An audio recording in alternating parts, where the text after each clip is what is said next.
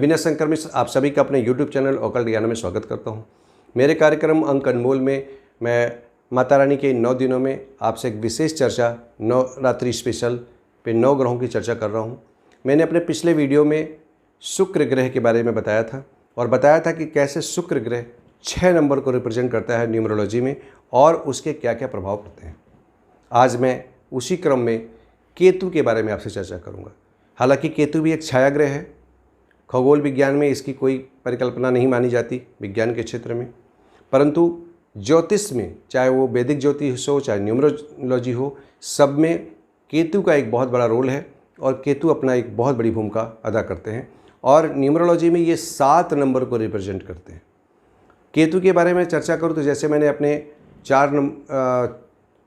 राहु के बारे में जब आपसे चर्चा की थी तो बताया था कि कैसे समुद्र मंथन के बाद जब अमृत का वितरण हो रहा था तो कैसे भगवान विष्णु ने स्वरभानु नामक राक्षस को दैत्य का रूप की जगह असुर का रूप यानी देवताओं का रूप धर के अमृत पान करने के कारण उसका सर से धड़ अलग कर दिया था। तो सर तो राहु था, अब ये जो धड़ का जो पार्ट है वही केतु है।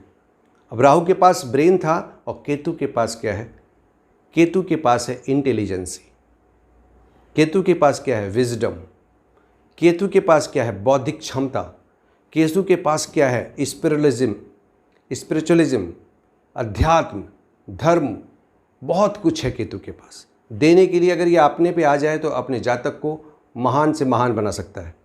और अगर किसी भी फील्ड में चला गया, अगर कोई व्यक्ति जिसका भी प्रभाव केतु के प्रभाव में आता है, अब मैं दूसरे शब्दों में कहूँ कि अगर मैं न्यूमरोलॉजी से जोड़ूँ 7 नंबर के प्रभाव से केतु आता है, यानी केतु 7 नंबर के स्वामी हैं, तो केतु का स्वभाव वाला जो व्यक्ति होगा जो 7 नंबर को रिप्रेजेंट करता होगा, यानी जिस व्यक्ति का जन्म किसी महीने की 7 तारीख, 16 तारीख और 25 तारीख को हुआ होगा, वो सभी 7 नंबर को रिप्रेजेंट करते हैं। और ऐसे व्यक्ति अनुसंधान के क्षेत्र में चले जाएं तो डीपली इतना ज़्यादा अनुसंधान कर देंगे, ऐसे रिसर्च कर देंगे कि आपको पता भी नहीं चलेगा कि इस व्यक्ति ने ये चीज़ कहाँ से लाके खोज दी। स्पिरिचुअलिज्म के क्षेत्र में चले जाएं, आध्यात्मिक धर्म के क्षेत्र में चले जाएं तो ऐसे सिद्धांत प्रतिपादित कर देंगे कि कल्पना से परे होगा। बहुत कुछ दे देता है केतु अपने जातक के लिए। विशेषता क्या है? चूँकि धड़ ही धड़ है, दिल ही दिल है उसके पास, तो इमोशंस की कमी नहीं है, संवेदना की कमी नहीं है। तो ये लोग चाहे डॉक्टर बन जाएं तो बहुत बढ़िया डॉक्टर सिद्ध होंगे, इंजीनियर बन जाएं तो टॉप क्लास के इंजीनियर होंगे, रिसर्चर बन जाएं तो बहुत बड़े अनुसंधानकर्ता होंगे। तो कुल मिला के केतु अपने जातक को बहुत कुछ देने वाला होता है। ऐसा नहीं है कि हमेशा देगा ही, नुकसान भी पहुंचाएगा। अब 7 नंबर नहीं है तो क्या होगा? मिसिंग है तो क्या होगा? यानी केतु का प्रभाव कम है तो क्या होगा कि व्यक्ति में फिर ये सारी चीज़ें कम होंगी। अनुसंधान की कमी हो सकती है, इमोशंस की कमी हो सकती है, दिल कम है तो बहुत सी चीज़ें, संवेदनाओं की कमी हो सकती है। ऐसे बहुत सी चीज़ें हैं जो केतु के न रहने पे मिलेगा। तो मैं इन 9 दिनों में आपसे माता रानी के आशीर्वाद से लगातार इस पर इसीलिए चर्चा कर रहा हूँ कि ये ग्रहों का जो खेल है, जो ग्रहों का जो महत्ता है वो कैसे प्रतिपादित होती है। ज्योतिष में केतु को एक अच्छा स्थान मिला हुआ है, क्रूर ग्रह माना जाता है, छाया ग्रह माना जाता है, बावजूद इसके अपने जातक को बहुत बड़ी चीज़ दे जाता है। अब क्यों दे जाता है? मैंने आपको बताया कि अगर 7 नंबर का व्यक्ति है, अनुसंधान के क्षेत्र में चला जाए, गजब का अनुसंधान कर देगा। धर्म के क्षेत्र में चला जाए, गजब का धर्म का प्रचारक हो जाएगा। डॉक्टर बन जाए तो गजब का डॉक्टर बन जाएगा। जिस विधा में उतरेगा वहाँ पर बहुत बड़ा काम कर देगा। एक छोटी सी चीज़ हो जाती है नेगेटिव में कि ये लोग भूलते बहुत जल्दी हैं।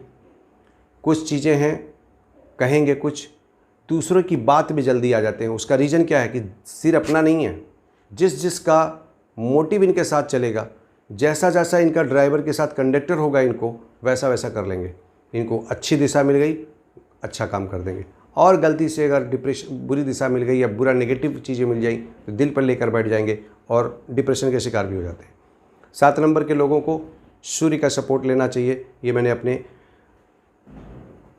7 नंबर के ड्राइवर कंडक्टर की सीरीज़ में बहुत विस्तार से बताया है।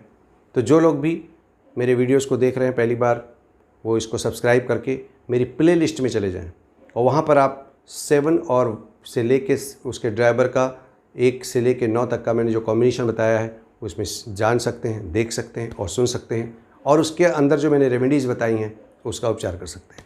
तो आज के लिए बस इतना ही। एक नए ग्रह के साथ, एक नए कॉम्बिनेशन के साथ मैं फिर मिलूँगा। तब तक के लिए नमस्कार। जय हिंद, जय भारत।